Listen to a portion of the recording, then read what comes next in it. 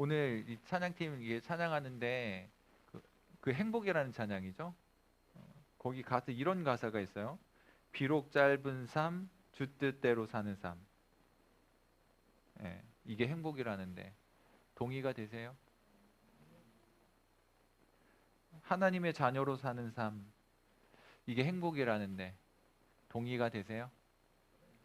화려하지 않을지도 모릅니다. 그래도 괜찮으시겠어요? 우리의 마음속에 늘 화려하고 그려놓는 그런 그림들이 있다 보니까요. 거기에서 조금 벗어나거나 조금 다른 각도로 보거나 그러면 불행한 것처럼 생각을 해요. 근데 그러지 않았으면 정말 좋겠습니다. 우리 속에요. 있으면 안 되는 것이 있는데 그러한 것들이요. 나도 모르는 사이에 막 밀고 들어와요. 그래서 우리의 생각과 마음을 뒤흔들어 놓습니다. 그 중에 한 가지가 뭐냐면 대표적인 건데요. 열등감이에요. 거짓을 조장하고요. 우리 생각 흐려놓고요. 잘못된 판단과 해석을 하게 만들어요. 그리고요. 전혀 그러지 말아야 하는 결론을 내리게 됩니다. 행복해야 할 시기에 불행하다고 느껴요. 열등감은 자신을 다른 사람들과 비교해서 조금 못하거나 무가치하다고 느끼는 그런 감정입니다. 옆에 친구들 한번 보세요. 옆에 친구보다 내가 못한 것 같아요? 왜 그런 생각이 드나요? 왜 옆에 있는 친구들보다 내가 못한 것 같다고 생각이 드세요? 그 누가 정해놓은 기준이에요? 누구도 그런 기준을 여러분들에게 가르쳐 준 적이 없어요. 물론 좀 화가 나는 일들은 있습니다. 여러분들이 살아가는 이 세상을 보면 기가 막히고 화가 나고요. 그런 일들이 있지만 그런 일들에 속지 말았으면 좋겠어요. 세상이 정해놓은 기준과 가치를 따라서 자기 자신을 못한 존재로 그렇게 열등감에 빠져서 살지 않았으면 좋겠어요. 여러분들은 충분히 가치 있고요. 특별한 사람들입니다. 인간은 열등한 존재로 만들어지지 않았어요. 하지만 세상은요, 상대 평가를 하죠. 그래서 한 사람의 가치를요, 임의로 결정해요. 세상이 정해놓은 그 가치 판단 기준을 따라서 그렇게 평가를 내려버립니다. 여러분들이 얼마나 아름다운지를 좀 보셨으면 좋겠어요. 정말 여러분들 특별하고 아름답거든요. 정말 그것을 좀 보고 깨달았으면 좋겠어요. 성적 때문에 비관하지 마십시오. 성적으로 여러분들의 가치를 매기지 마세요. 여러분들의 등급으로 여러분들의 존재 가치가 정해지는 게 아니란 말이죠. 여러분 한 사람 한 사람으로 개별 존재로서 아주 특별한 존재들이에요. 잊지 말았으면 좋겠습니다. 세상이 무엇이라고 이야기하든지 간에 좀 그럴 수 있었으면 좋겠어요. 세상은 자꾸 거짓 정보를 우리 속에 넣어요. 그래서 세상의 노예처럼 우리는 살아갑니다. 그러면서요, 제대로 한번 힘써보지도 못하고 늘 패배자인 것처럼 실패자인 것처럼 그렇게 행복감을 느끼지도 못한 채 불우한 삶을 살아가고 있는지 모르겠어요. 행복하고 싶죠? 생각을 조금만 전환해 보세요. 오늘 성경이 우리에게 들려주는 것 잘 들을 수 있기를 바랍니다. 오늘 읽은 이 성경은요, 다윗이 쓴 시예요.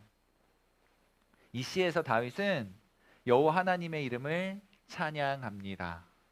여호와 하나님을 잘 나타내는 것으로 주의 이름을 찬양한다라고 말하고 있어요. 하나님이 창조하신 세계 속에서 발견하는 하나님의 흔적, 그리고 하나님의 손길을 보면서 그 하나님의 위대하심을 찬송하는 다윗을 보게 되는 거죠. 이 자연 만물 속에 하나님의 손길이 미치지 않은 곳이 없거든요.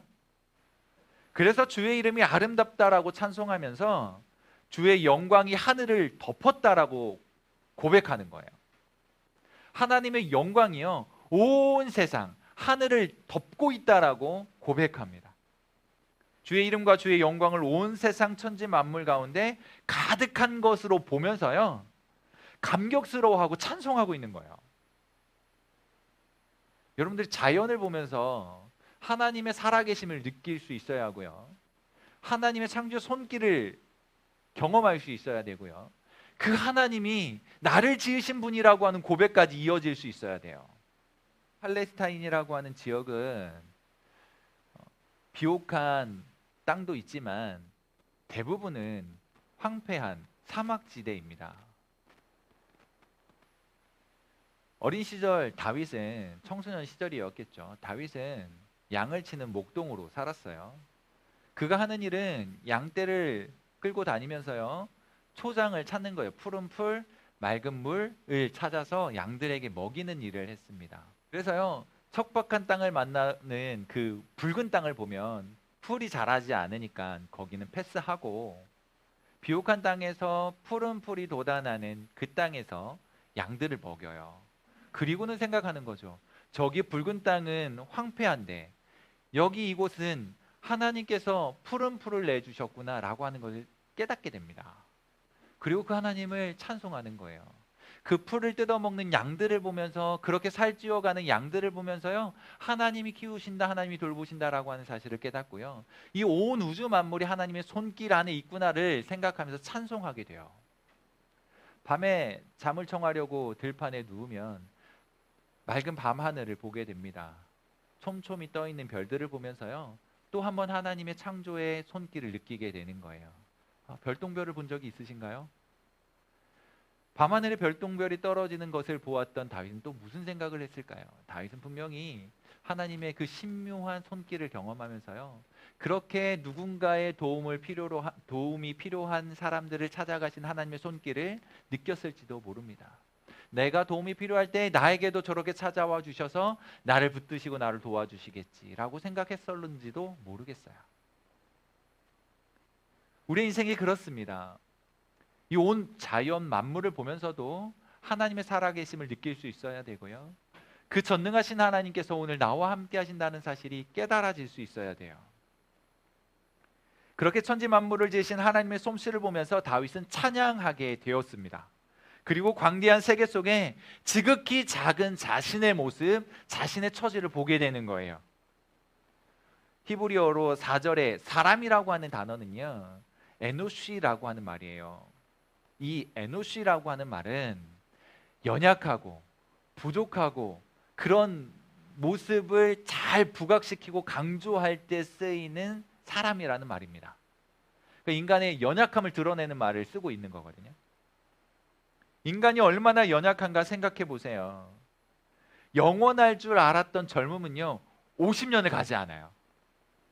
나이 50, 60이 되면 이제 몸이 움직임이 둔해집니다. 인간의 수명은 100년을 넘기기가 쉽지 않아요. 이 세상에서 인간의 호흡이 영원하지 않아요. 그런데 놀라운 사실이 하나 있어요.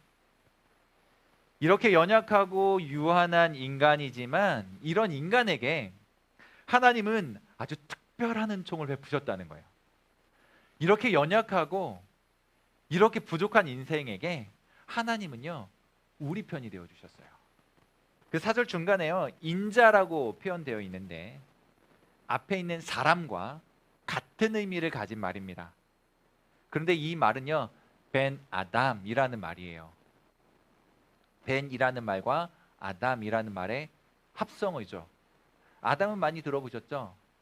천지창조에서 인간을 만드시고 아담이라고 했던 그 아담입니다. 사람이라는 뜻인데요, 더 정확하게 말하면 붉은 흙에서부터 사람이라는 말이 나왔어요. 아담이 흙으로 만들어졌잖아요. 티끌에서 만들어졌다라고 하는 의미에서 붉다라고 하는 의미가 있는 아담이라는 말이 사람이라는 뜻이 되었습니다. 벤이라는 말은요, 아들이라는 뜻이에요. 그러니까 사람의 아들, 인자가 되었어요. 이 말은 흙에서 나온 아들, 흙에서부터 태어난 자, 연약한 자, 부족한 자, 이런 의미가 있는 말이에요. 발에 밟히고요, 발에 치이고요, 바람에 불어버리면 끝날 그런 것이 티끌이고 흙이에요. 인간이 그렇게 만들어졌는데요, 여기서 그렇게 연약하고 무가치한 것처럼 표현하는 말이 이 사람 인자라는 말이에요. 근데 그걸로 끝나지 않죠. 그 연약하고 아무것도 아닌 사람 인자를 하나님께서 생각하신대요. 하나님께서 돌봐주신대요. 하나님께서 잊지 않으신다는 겁니다. 생각한다는 말은 잊지 않으신다는 거예요. 기억하신다는 거죠. 그런데 이 단어가요, 미완료 형태로 되어 있어요. 완성되지 않은 거거든요. 그럼 무슨 말인가요? 계속해서 지속적으로 생각하시겠다는 말이에요. 계속해서 지속해서 돌봐주시겠다는 말입니다. 그런데 이 돌봐주신다는 말은요, 연약한 존재의 도움을 필요로 할 때 찾아와서 돌봐주시겠다라고 하는 그런 의미가 담겨져 있는 말이에요. 우리가 어려움을 당할 때, 힘겨운 일을 당할 때마다 우리에게 찾아오셔서 우리를 돌봐주시는 분, 그런데 그것이 한 번으로 끝나는 것이 아니라 지속되는 거예요. 우리에게 날마다 어려운 일이 있다면 날마다 찾아오실 것이고요, 우리에게 있어서 살아서 호흡하는 동안 우리에게 도움이 필요한 그 순간순간마다 찾아오시겠다, 그래서 돌봐주시겠다라고 하는 의미가 담겨져 있는 말씀이에요. 그렇게 우리 편이 되어주시는 거예요. 그렇게 우리는 특별한 존재로 대우를 받는 거죠. 비록 내세울 것은 없지만 하나님께서 어김없이 우리를 찾아오시고 도와주시고 그렇게 위로하시고 돌보아주신다는 거죠. 근데 5절에요, 이렇게 되어 있습니다. 그를, 이 사람이에요, 인자, 그를 하나님보다 조금 못하게 하셨다, 이렇게 말씀합니다. 우리 지난주에 히브리어를 조금 했으니까 메 엘로힘이라는 말이에요. 엘로힘은 들어봤잖아요, 그죠? 하나님이라는 뜻입니다. 메라는 말은 보다라는 말이거든요. 그러니까 하나님보다. 목사님이 이 이야기를 왜 하냐면, 하나님은 인간이 함부로 대할 수 있는 존재가 아닙니다. 그 이름을 함부로 입에 올릴 수도 없는 그런 분이셨거든요. 그런데 그런 하나님을 이렇게 무가치한 인간과 비교한다? 그건 더 말할 나위 없는 거예요. 절대로 그럴 수 없는 거거든요. 그런데 오늘 다윗은요, 하나님보다 조금 못하게 만들었다라고 말하면서요, 인간의 그 가치를 아주 격상시켜주고 있는 거예요. 감히 하나님과 비교할 수 없는데 하나님보다 조금 못한 존재로 만들어서 아주 특별하고 존귀한 존재로 만들어진 것처럼 그렇게 고백하고 있는 거예요. 더 놀라운 표현이 있습니다. 그 존재의 특별함을 부각시켜 주는데요, 그게 뭐냐면 영화와 존귀로 관을 씌우셨다, 이 말이에요. 영화와 존귀, 하나님의 영화와 하나님의 존귀로 관을 만드셔 씌워주신 거예요. 인간 자체는 부족하고 연약하지만 하나님의 영화와 존귀로 둘러주신 거예요. 하나님께서 인간을 하나님의 형상대로 만들었다는 거 우리 어려서부터 많이 들어왔어요. 그래서 특별한 겁니다. 하나님이 형상대로 만들어졌기 때문에 특별해요. 그렇게 하나님께나 어울리는 영화와 존귀라고 하는 단어를요, 이 사람에게 사용하여서 그 가치를 최고의 높은 자리로 끌어올려주고 있어요. 그런데 여기에서도 마찬가지 미완료형의 동사라고 하는 생각을 가져야 돼요. 하나님께서 완성된 것이 아니라 계속해서 지속적으로 그렇게 영화와 존귀의 관을 씌워주시겠다는 거예요.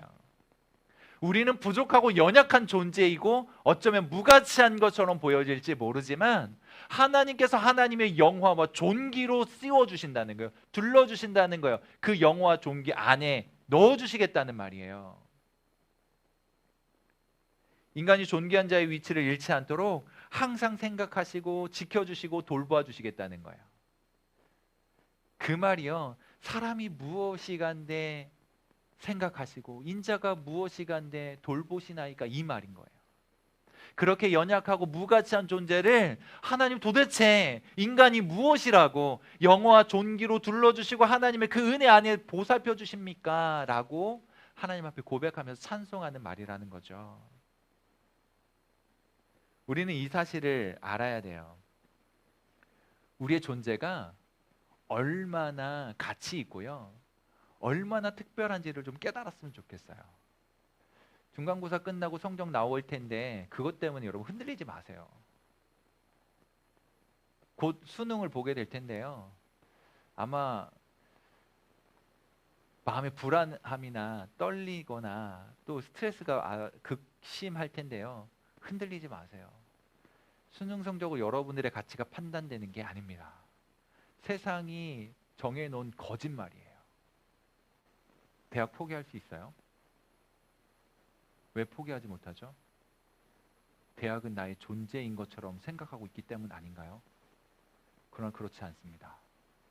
수능 포기하지 못하는 이유가 뭐예요? 수능 성적이 나의 존재고 나의 가치라고 여기기 때문에 그런 거 아니에요? 그런데 결코 그렇지 않습니다.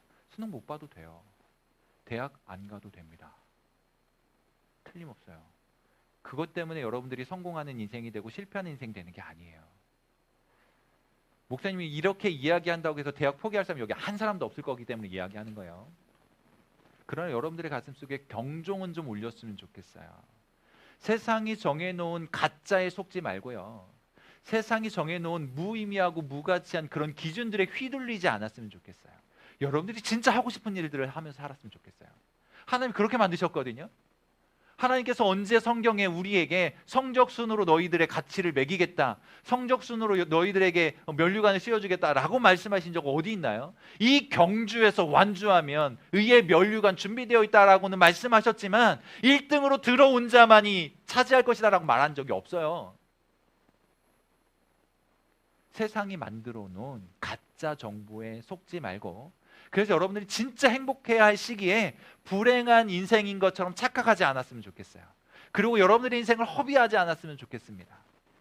여러분들 속에 있는 이 열등감이라고 하는 거, 성경에 나와 있지도 않은 그런 열등감 때문에, 하나님께서 만들어 놓지도 않은 그 열등감 때문에 여러분들의 인생을 불행한 것으로 전락시키지 않았으면 좋겠어요.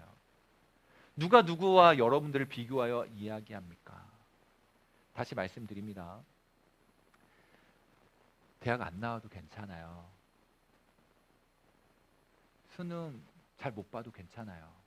뭐 잘 볼 수 있으면 좋겠지만 그러지 않아도 괜찮아요. 여러분들의 인생을 행복하게 살아가는 데 전혀 문제가 되지 않습니다. 여러분, 이제 여러분들의 가슴 속에요, 좀 꿈을 키웠으면 좋겠어요. 꿈을 찾아 가셨으면 좋겠어요. 여러분들이 정말 하고 싶은 일을 하셨으면 좋겠어요. 지금 당장 세상이 바라보는 시선이나 세상의 평가는 좀 힘들 수도 있어요. 하지만 하나님의 말씀 위에 서서 하나님이 원하시는 하나님의 뜻을 따라 살아가면 어떠한 모습을 하고 살아가든지 그것은 하나님께서 원하는 일이 될 것이기 때문에 여러분들 안에 행복을 줄 것입니다. 여러분들 안에서 이 행복의 감수성이 좀 살아났으면 좋겠어요. 그 좀비처럼 막 그냥 하라는 대로 그렇게 막 살아가지 말고 진짜로 여러분들이 행복한 인생이 되셨으면 좋겠어요. 열등감 때문에 불행한 인생을 살면 참 불쌍합니다. 열등하다고 생각하는 기준이 뭐예요? 세상이 만들어 온 거짓말이에요. 그런 거짓말에 속지 마십시오. 성적이 어떻게 우리의 가치를 정하는 기준이 될 수 있겠어요? 대학이 어떻게 우리의 가치를 결정하는 기준이 될 수 있냐고요. 여러분은 대학을 가든지 안 가든지 존귀한 존재이고 하나님의 특별한 은혜 안에 만들어진 존재들인데, 세상이 만들어 놓은 그런 보이는 기준들에 따라서 여러분들의 가치가 떨어지고 높아지고 할 수 있냐는 거예요. 제발 속지 않았으면 좋겠습니다. 스펙이라는 말 알죠?